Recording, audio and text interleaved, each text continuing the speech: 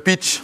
Ok, bonjour à toutes et à tous. Très heureux d'être ici pour témoigner de la relation entre notre territoire et l'Afrique. Très rapidement, Compagnie Fruitière, c'est une entreprise qui est dans le secteur agricole, qui opère dans les fruits, plus précisément dans la banane, avec un business model verticalement intégré, production, logistique terrestre, portuaire et maritime et distribution en Europe et en Afrique. 17 000, en fait, on est à 21 000 aujourd'hui, et principalement en Afrique. On est sur plusieurs pays, une dizaine de pays, beaucoup en Afrique subsaharienne, au Maroc et aussi en Afrique centrale, au Cameroun, en Ouganda et au Gabon. Ce que je peux vous dire, c'est que pour moi, dans 15 ans, l'Afrique sera une puissance agricole incontournable à l'échelle mondiale.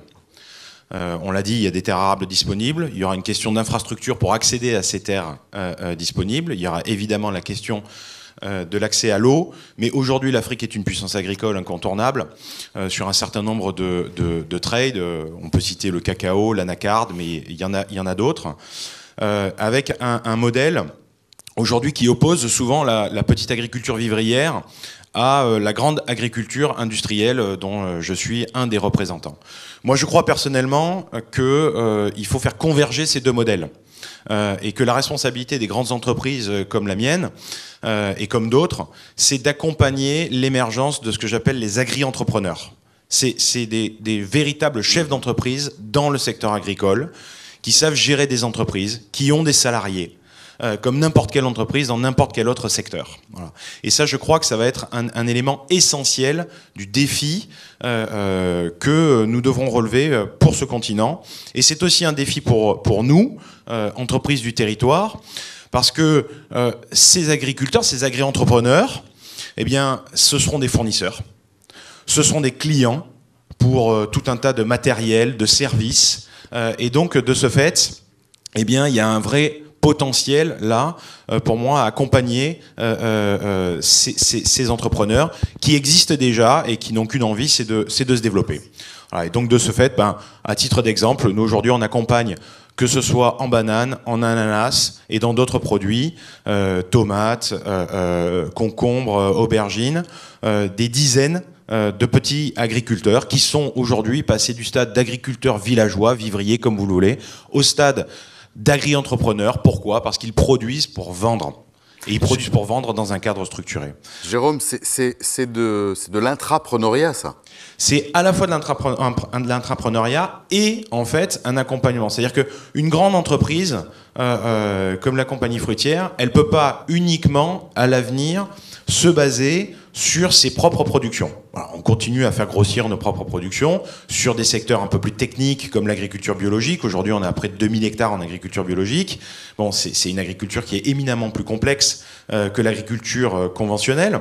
Mais au demeurant, il est impératif d'accompagner l'émergence de ces entrepreneurs qui seront des entrepreneurs africains et qui auront un double rôle. C'est fournir des produits agricoles de qualité à l'international, c'est-à-dire pour des marchés comme le marché européen, qui voit son agriculture pas nécessairement sur la pente ascendante. Je pense que les articles de presse sont assez éloquents sur le sujet, notamment en France, mais qui auront aussi la responsabilité de nourrir leur propre population sur le continent et pas uniquement dans leur pays. On voit déjà, par exemple, nous, on a développé de la distribution de fruits et légumes au Gabon. Le premier fournisseur de nos activités de distribution au Gabon, c'est le Cameroun.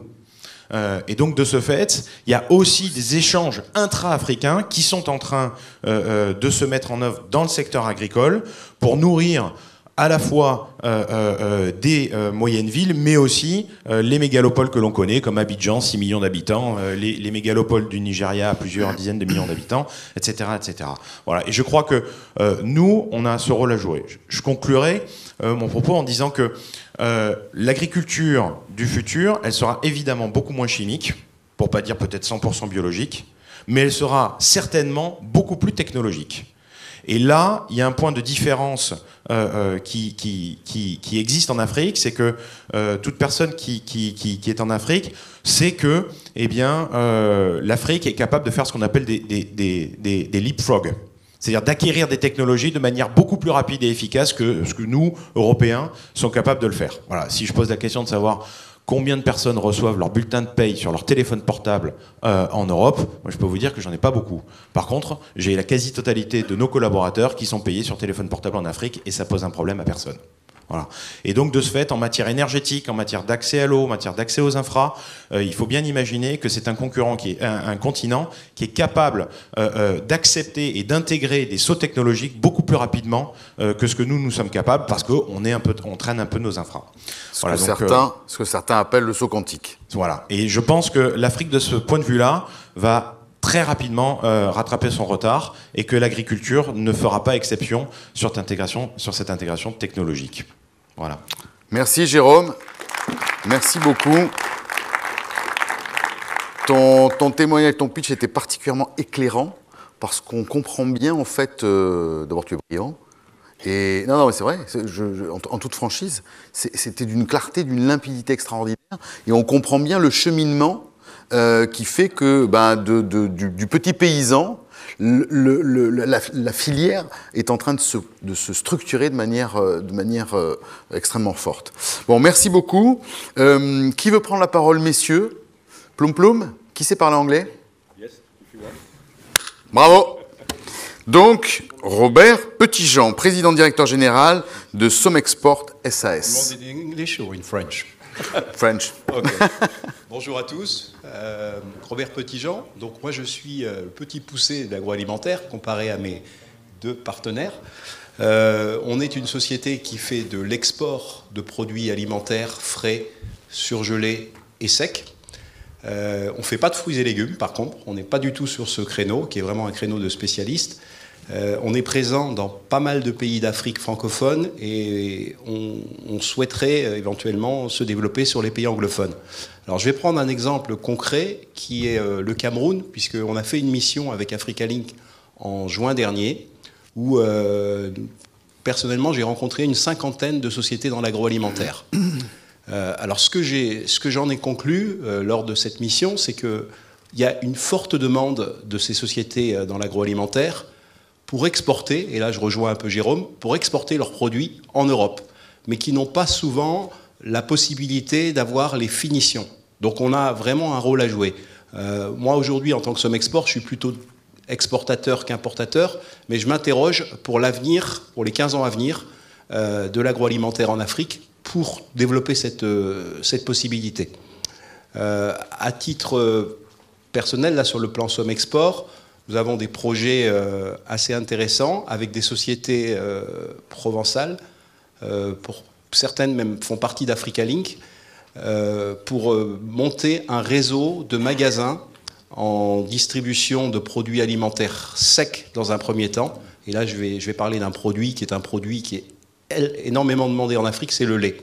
Le lait a une consommation énorme. Aujourd'hui, on consomme beaucoup de lait en poudre, mais la demande en lait liquide est vraiment très très forte. On a un développement, je ne vais pas vous donner de chiffres parce que j'ai peur de me tromper, mais on parle de plusieurs dizaines de millions de litres sur le Cameroun. Donc on a un partenaire qu'on a identifié il y a déjà quelques temps qui est vraiment prêt à développer ça avec nous et qui veut développer ça à travers ces centaines de boutiques. À l'issue de ça, on va essayer une fois qu'on aura réussi sur le Cameroun, on voudrait développer ça sur l'Afrique centrale, donc Guinée équatoriale, République centrafricaine, Congo et peut-être Gabon. Donc voilà, donc je parle de choses concrètes parce que moi c'est mon métier de tous les jours. En tant que petite TPE, on se doit de développer du business, mais aussi de comprendre ce qui va se passer dans le futur. On s'appuie bien sûr sur les sociétés, sur nos fournisseurs régionaux, mais pas que. Malheureusement, on est obligé aussi de faire appel à des fournisseurs européens. Et là, on rencontre de gros mastodontes tels que Nestlé, tels que Friesland Campina, qui ont installé des usines. Là, je reviens toujours sur les produits laitiers, qui est vraiment une demande très forte en Afrique. Et nous, on concurrence avec nos fournisseurs français. J'espère que l'Afrique saura se souvenir des relations que nous avons avec la France, parce que la France est vraiment un partenaire solide, mais on est en train quand même de se faire concurrencer dans notre domaine par de gros sociétés européennes. Merci. Voilà. On peut l'applaudir parce que là encore, c'était d'une fluidité et d'une clarté à toute épreuve. Toujours dans le hub agro-agri.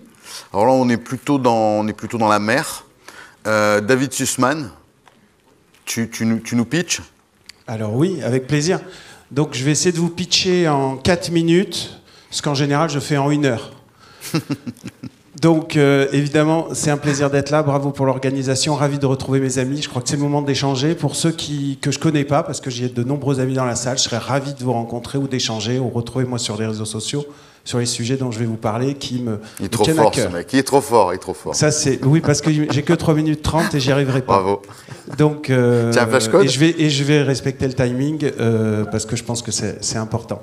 J'étais ravi d'échanger, en effet. Jérôme, avec qui je travaille beaucoup, je suis content de t'avoir revu. Quelle belle boîte. Je crois qu'elle est inspirante pour tous ceux qui travaillent dans ce domaine comme là. Moi, je suis juste donc marseillais de la première génération. J'ai créé ma première société il y a 33 ans et Sifoudia, donc, que je dirige il y a 25 ans. La société que je dirige donc, commercialise dans le monde entier, dans 70 pays, des produits de la mer, ce que j'appelle les merveilles des océans. C'est environ 85 000 tonnes, c'est 4 000 containers de 40 pieds, donc de produits durables et responsables. On essaye d'être sur les 15% de pêche durable et responsable. L'industrie de la pêche, puisque je fais aussi un peu d'aquaculture, mais de la pêche sauvage, elle est évidemment terrible. C'est 25% de pêche illégale. C'est probablement 60 ou 70 de pêche dans le monde qu'on devrait arrêter ou certainement qu'on devrait gérer différemment. Donc c'est un enjeu terrible, mais c'est un enjeu qui me passionne. Et aujourd'hui, je suis très fier de nourrir la planète. Et oui, on peut faire des pêches durables et responsables, comme l'agriculture d'ailleurs. On la peut parler, mais on peut faire de l'agriculture durable et responsable. C'est ce que tu t'efforces de faire, Jérôme, tous les jours. Et c'est pas évident. Donc on est dans un monde qui doit complètement se transformer parce qu'on doit être plus responsable, justement. C'est la 3e fois que je dis le mot responsable, personnellement, individuellement et dans notre business. Et après 25 ans dans mon métier, moi je considère que j'ai vu des choses terribles. Terribles, mais néanmoins, ça laisse un marché fabuleux. En fait, on est dans un monde de transformation assez extraordinaire. Donc moi, je suis hyper confiant pour l'avenir. L'enjeu aujourd'hui, c'est de nourrir la planète avec de bons produits, et des bons produits qui sont sains, parce qu'aujourd'hui, on a une vraie traçabilité qu'on ne peut plus éviter. On a des Nutri-Score, on a des Carbon Score, on a plein d'enjeux qui sont en train d'arriver, qui transforment nos organisations et qui transforment le monde, et qui sont en train, évidemment, aussi de transformer l'Afrique. L'Afrique, je connais un petit peu. Je travaille aujourd'hui avec 12 pays, j'ai 2 filiales. Et j'ai un tiers de mon staff et je crois que c'est vraiment une zone en très très forte croissance. J'ai pas le temps de développer sur quel produit. Je suis sorti d'ailleurs uniquement des produits de la mer puisqu'aujourd'hui j'essaye de faire d'autres produits durables et responsables en lien avec l'alimentaire. Donc évidemment Marseille et l'Afrique, je crois que pour moi Marseille c'est le New York de la Méditerranée. De par notre culture, de par notre histoire, c'est ici que ça se joue. On a une vraie carte à jouer. La France a une carte extraordinaire, francophonie et autres, donc ça se passe ici. Je crois que la présidente de la République nous annonce plein de bonnes nouvelles à venir ici, donc c'est fabuleux pour nous, pour les Marseillais et pour le négoce international. Donc moi je viens du négoce, ici on a des négociants, c'est vraiment une zone où on peut faire encore plus de business, donc je suis content, j'aimerais plus de lignes aériennes directes avec l'Afrique, j'aimerais plus d'échanges avec l'Afrique, mais je crois que c'est vraiment l'axe qu'on peut jouer. On a juste la Méditerranée entre nous. Une deuxième chose dont je voulais rapidement vous parler, c'est parce que nous sommes responsables, je crois qu'il faut s'engager aujourd'hui dans des actions très concrètes, parce que moi je suis quelqu'un de très très concret. Donc j'ai créé avec d'autres entrepreneurs, on est 80 entreprises aujourd'hui, 140 dont de nombreux sont dans la salle et je tiens à les remercier, Pur Océan. Pur Océan, c'est un fonds de dotation, dit autrement une fondation, dont l'objectif c'est de financer des programmes de recherche appliquée. C'est très concret dans le monde entier.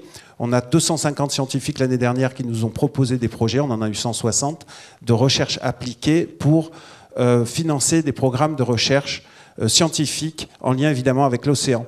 C'est aussi des actions de préservation de l'océan, parce que l'océan, vous pouvez imaginer, est en vraiment grand danger. C'est vraiment un déchet. Il y a énormément d'enjeux. Ce matin, je visitais avec les eaux de Marseille, d'ailleurs, une installation. C'est terrible. Imaginez que nous, déjà, quand il y a un peu de pluvial, les enjeux pluviaux ici à Marseille, tout se retrouve dans la mer. Mais dans la Méditerranée, en Afrique, il y a très très peu en fait, d'installations en place. Et tout ça, c'est des opportunités business fabuleuses pour nous. Donc les enjeux sont évidemment agroalimentaires, on a beaucoup de choses à faire, de responsabilité, soutenons toutes les actions qu'on peut mener autour des ONG. Je crois que les entreprises qui ne s'engagent pas disparaîtront. C'est le temps de la transformation et le temps de l'éducation. Voilà moi les enjeux qui me tiennent à cœur. Ravi d'échanger avec vous. Bonne journée à tous. 3, 2, 1, 0. Bravo, bravo, bravo. Ça, c'était du pitch de compète. Hein. Tu avais 4 minutes 44 et tu es arrivé pile. Bravo. Merci à tous les trois. Je voudrais juste mailler une chose qui m'a sauté aux yeux en vous écoutant. C'est qu'en fait, vous êtes à la fois dans l'exploitation, dans la transformation, dans l'importation ou l'exportation selon comment on se place. Et vous avez aussi donc vous avez une chaîne quand même qui est assez complète. Et vous avez dans la chaîne humaine le souci, tous autant que vous êtes, de l'impact et de la transmission. L'impact, la océan par exemple, et la transmission, ce que vous disiez tous les deux, c'est-à-dire que dans l'intrapreneuriat, donc à l'intérieur même d'une entreprise, on essaye de faire grandir, de faire évoluer, etc., quel que soit le statut d'origine. Je trouve que là encore, on est dans une logique extrêmement vertueuse, et je vous remercie tous les trois de votre intervention. Merci.